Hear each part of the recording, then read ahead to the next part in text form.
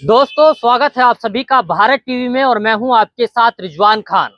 सरकार द्वारा ड्राइवर कानून लाए गए हैं और उन कानूनों का विरोध पूरा ड्राइवर वर्ग देश भर में सड़कों पर उतर कर रहा है। फिलहाल हम लोग मौजूद हैं मेवात के बड़कली चौक पर और यहाँ पर भी कुछ ड्राइवर संघ के लोग हैं जो कहीं ना कहीं इन जो कानून है उनका पूरी तरीके से विरोध कर रहे हैं। हमारे साथ ऑल ड्राइवर कल्याण संघ से जो अध्यक्ष हैं वो हमारे साथ हैं सरताज। इसके अलावा जग्गू प्रधान, जिनका वीडियो सोशल मीडिया पर कई बार आप लोग देख सकते हैं। इसके अलावा बूम बूम अफरीदी के नाम से जाने वाले अफरीदी भी हमारे साथ मौजूद हैं। इसके अलावा बहुत सारे नौजवान साथी हमारे साथ मौजूद हैं जो कहीं ना कहीं सरकार के द्वारा लाए गए ड्राइवर कानून का विरोध कर रहे हैं।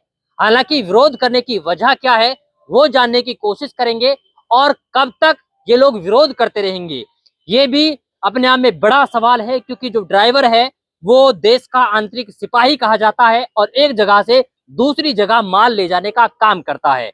अगर ड्राइवर स्ट्राइक पर आ जाता है, विरोध करता है, तो भारी समस्याएं सरकार को करनी पड़ती हैं। सबसे पहले सरताज से बात करते हैं। सरताज, ये बताएं कि जो सरकार ये कानून लेकर आई है, इस कानून की वजह से परेशानियां क्या है ड्राइवरों को?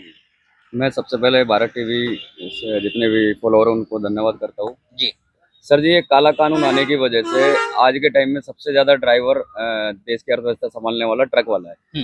तो सबसे ज्यादा नुकसान उनको होने वाला है। पहले हमारे जो लाइसेंस की वैल्यू थी उसको सरकार ने खत्म कर दिया है और जो 10 साल का प्रावधान है ये सजा का और 5 लाख का जो जुर्माना लगा है, अगर ड्राइवर अपनी तरफ से भुगतेगा तो गाड़ी कौन चलाएगा।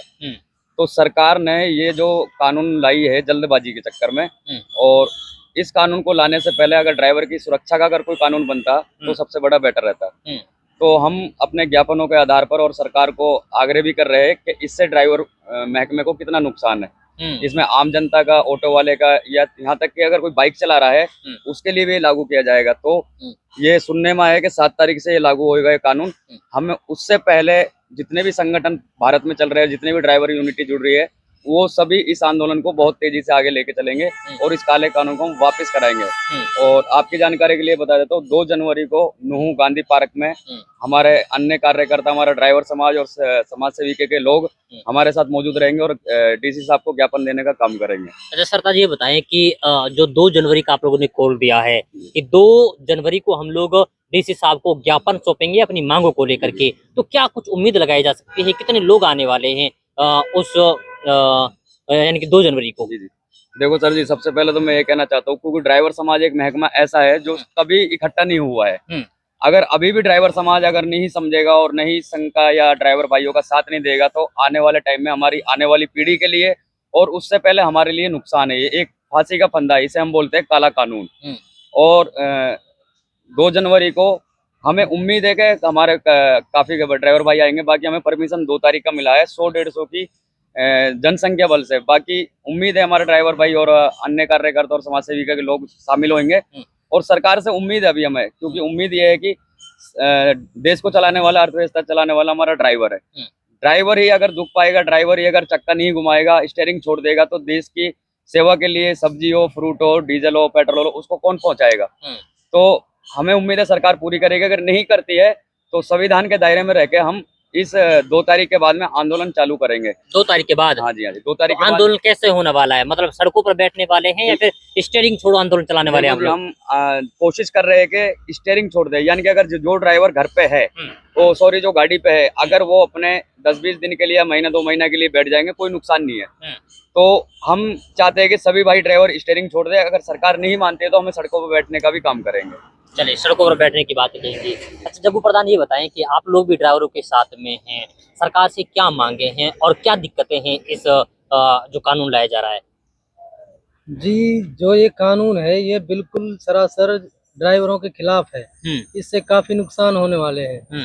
जैसा कि हमको पता है कि रोडों पर तो भाई ज्यादातर ड्राइवर ही घूमते हैं। अगर रोडों पे घूमते हैं तो उनका हादसा होने का ज्यादा चांस है। ठीक है, तो ज्यादातर मैंने देखा है कि भाई लोग बाग ज्यादातर नशे में भी घूमते हैं और ड्राइवर का हमेशा होता है उसकी नींद कभी पूरी नहीं होती। तो हादसा ज्यादा होने का चांस है। तो भाई इससे ज्यादा नुकसान ये है कि उसका जो 5 लाख का जुर्माना बताया है और सजा का प्रावधान दिया है 10 साल का, तो इस सजा कौन भुगतेगा? और ड्राइवर को इतनी कमाई नहीं होती ना, वो 5 लाख कहाँ से दे पाएगा। ये भी अपना बड़ा सवाल है। बड़ा सवाल ये है, अगर ड्राइवर जो ये एक्सीडेंट में मर जाता है उसके लिए क्लेम तक नहीं है, सरकार उसके लिए सुविधा तो करती नहीं है। वो बेचारा अपने बच्चों को छोड़कर दूर दूर घूमता है, और उसके लिए एक और ये कानून जो ला दिया है, ये उसकी जान के लिए फांसी का फंदा हो दिया है। ड्राइवर तबका में अगर 3 जो ये इसमें सीढ़ियां हैं, एक तो है सब्जी की गाड़ी, अगर ये रुक जाए तो ये बताओ सब्जी कहाँ से खाएगा, इंसान नहीं खाएगा ना। तो दूसरा ये है दूध का, अगर दूध की गाड़ियां अगर रुक जाएंगी तो भी इनके लिए सीधा मैसेज जाएगा कि ड्राइवर हड़ताल पे है। तीसरा है पेट्रोल, अगर पेट्रोल नहीं हो सारा जो संसाधन रुक जाएगा। तो मैं कहता हूँ भाइयों, अगर आज आप जागरूक नहीं हुए तो ये आपको लाइफ टाइम तक ये नुकसान है जो सबके लिए होगा। अगर आप 10 दिन के लिए 10-20 दिन आप रुक जाते हो और इस कानून के विरोध में आप आ जाते हो, तो हमारे जो ड्राइवर तबका है हमेशा के लिए उनके लिए भाई आसानी हो जाएगी। चलिए जी, अप्रीति जी ये बताएं कि अगर यानी कि सरकार आपके मांग को नहीं मानती है तो आने वाले समय में अगली रणनीति क्या होने वाली है? देखिए रिजवान भाई, सबसे पहले तो मैं भारत टीवी की तरफ से आपका स्वागत करता हूं, जो आपकी खबरों के मुताबिक हमको चलाया गया है। मैं ये कहना चाहता हूं कि हम तो सोचते थे कि सरकार जरूर ड्राइवर की व्यवस्था करेगी।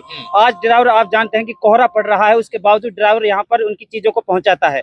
आप देखते हैं बरसात के अंदर ड्राइवर चल के दिखाता है, यानी कि आर्थिक व्यवस्था संभाल रखी है, ड्राइवर ने संभाल रखी है। उसके बावजूद भी इतना जुल्म करती है सरकार कि जहाँ इंसानियत की बात आती वहां पर इनके साथ धोखाधड़ी होता है, हमेशा ड्राइवर को अत्याचार होता है। एक बात बताइए, कहीं भी गाड़ी अड़ जाती है, पब्लिक मारती है, ड्राइवर को अत्याचार करते, कितने मॉब लिंचिंग हो चुके हैं। राजस्थान के अंदर एक लड़के को मार दिया गया, मेवात के कितने लड़के को मार दिया गया, हर जगह से लड़के मारे जाते हैं, कभी उनको इंसाफ की बात नहीं होती। हम चाहते थे कि पब्लिक जो ड्राइवर को मारती है, थोड़ी सी गाड़ी अड़ जाने भिड़ जाने के ऊपर ये कानून बनाए जाएंगे, बल्कि उल्टा कर दिया। और ये कानून, ये जो सरकार है ये हमेशा उल्टा करती है। कभी यहाँ पर आप देखते हैं NRC को ला देते हैं, कभी किसान आंदोलन को ला देते हैं, अब यहाँ पर ये नया कानून लाए हैं। कितने ड्राइवर परेशान हैं, गरीब आदमी है, अक्सर करके ड्राइवर गरीब होता है।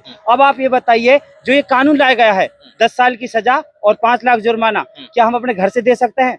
अगर 5 लाख जिस पर होगा वो क्या ड्राइवरी करेगा? नहीं, सरकार का मानना ये है कि यानी कि एक्सीडेंट करो ही क्यों, आराम से सावधान एक्सीडेंट कोई मन से करेगा, और मन से करेगा तो क्या फिर उसे हॉस्पिटल लेके जाएगा? हॉस्पिटल 2 को जाना पड़ेगा, एक तो ड्राइवर भी पिटेगा कुटेगा, और फिर वो एक है एक्सीडेंट, दोनों को जाना पड़ेगा। उनको कौन लेके जाएगा? क्या योगी मोदी खुद आएंगे इसको लेकर? ये नहीं मानते कि भाई सरकार कानून लेकर आ रही है, ऐसा करे। देखो, हम किसी के खिलाफ नहीं बोल रहे, हम बैठ जाएंगे, योगी मोदी गाड़ी चला ले और फिर ये कानून लागू, पता चल जाएगा। जब तेलंगाना जैसे गाड़ी अड़ेगी, जहाँ मुझरात में अड़ेगी, जहाँ मराठी मुंह पे गुलचा मारते हैं, सुझा देते हैं, जहाँ पर गुजरात में मार कर हॉस्पिटल पहुंचा देते हैं, तब पता चल जाएगा कानून कैसा लागू होना चाहिए। मैं तो अत्याचार होता है, बड़ा अत्याचार होता है, जुल्म होते हैं। और थोड़ी सी गाड़ी अड़ जाने पर, ये नहीं कहता कि इंसान कट जाए, गाड़ी से अड़ जाती है। छोटा व्हीकल की कभी गलती नहीं मानती सरकार, आप भी जानते हैं, आप पत्रकार हैं, आप बहुत ज्यादा खबरें भी दिखाते हैं कि छोटा व्हीकल की कभी गलती नहीं मानी जाती, बड़ा व्हीकल गलती, जबकि बड़ा व्हीकल सबसे ज्यादा डर के गाड़ी चलाता है, छोटा व्हीकल को साइड देता है। छोटा व्हीकल खुद गलती करता है, उसके बाद ड्राइवर पर अत्याचार करता है। कई वीडियो आपने सोशल मीडिया पर देखी भी होंगी, और ये हकीकत में दिखाया जाता है। मैं तो सरकार से रिक्वेस्ट करता हूँ कि इस कानून काले को अंधे को वापस लिया जाए, और सही कानून जो है वो पहला चलाया जाए। बाकी जो और कानून वो सही पास किए गए हैं, बाकी ये जो कानून है इसके लिए बहुत से मेवात के ड्राइवर बेंगलोर में, कलकत्ता में, कोयम्बटूर में, हम ऑल ड्राइवर कल्याण संघ भारत से, हम विलेज प्रधान मालव से हैं, तो हमारे सारे ड्राइवर ने खड़ा होने का ऐलान किया है, और 2 तारीख को आंदोलन करेंगे, सड़कों पर उतरना पड़ेगा, चाहे हम इसके लिए कितना ही मुकाबला करना पड़े। चलिए, अच्छा कोई और बात करना चाहता है? जी, ये पहली बात ये है कि ये सरकार जो चूतिया बना रही है और कुछ नहीं, ये अपना टाइम पूरा कर रही है।